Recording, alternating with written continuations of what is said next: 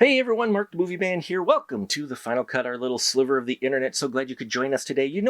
If you followed this show at all over the last 15 years, I'm a fan of animation, especially more mature animated films, because I think animation shouldn't just be regulated, to kids at all. I think there's a lot of stories there that would do well being animated for the adult crowd, and we've got one here. It showed at South by Southwest 2021, last week I think it was, or a week ago.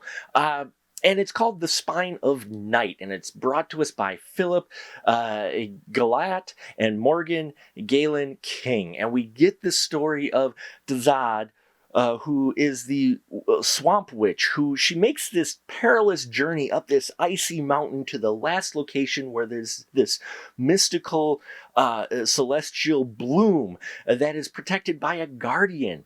And we see Tazad give the story to the guardian of the events that have happened over the course of the century, it's been a long time anyway, over the course of many decades, while the guardian has been guarding this bloom, the last bloom.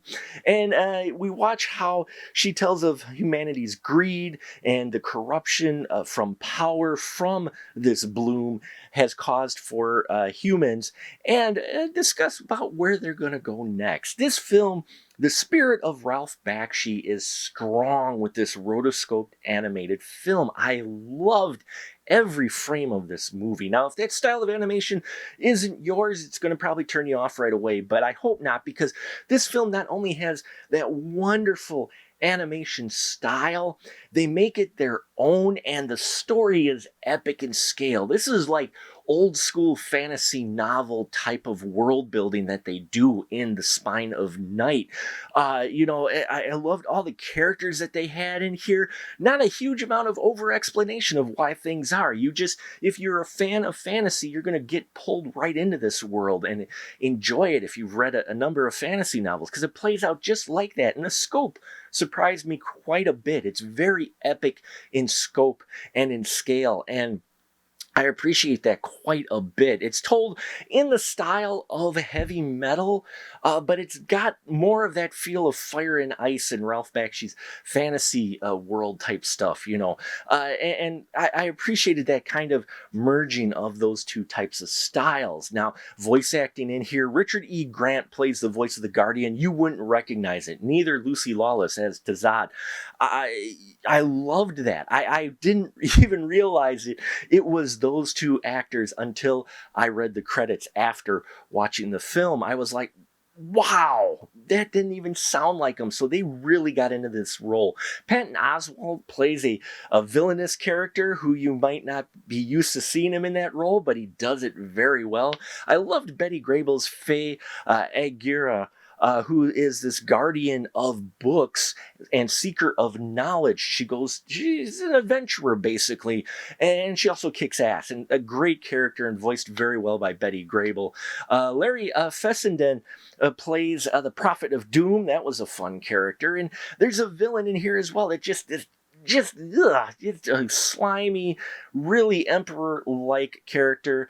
And then there's, in the end, the last story, there's these three warriors that have gliders, and they got these beak masks. They're kind of like an elite soldier group that have bird themes to them, and that group kicked ass and so much fun. There's plenty of gore in here. I mean, highly detailed gore. There is a lot of nudity, both male and female, that is drawn in the frames that you get here, but there's, along with that, a rich story, a great editing, and just a fun world that I would love to see more of. So yes, I totally dug The Spine of Night. It was great to see someone still holding on to this style of animation and storytelling, and it's great to see that out there, because this is the type of stuff that really sparks your imagination and can inspire other folks to do their own thing using this style. So it'll be very interesting to see what comes of this. I don't know if they've got distribution yet, The Spine of Night, but when they do and it comes out to the masses, I highly recommend it, especially for Ralph Bakshi fans and those who like that old school animation with an epic fantasy tale. And that'll about do it for us here at The Final Cut. Thank you so much for watching. Check out our Patreon if you haven't already. We got a lot of great stuff there. Don't forget, we got an AMA coming up on July 9th. Working on the time yet, but I'm going to do some commentary on some of the videos we posted and answering your questions, which I hope you show up for. So look for our YouTube channel and our Facebook page in this Facebook group for more information on that later this month. I thank you as always for your support. Until next time, remember, keep that ticket stub.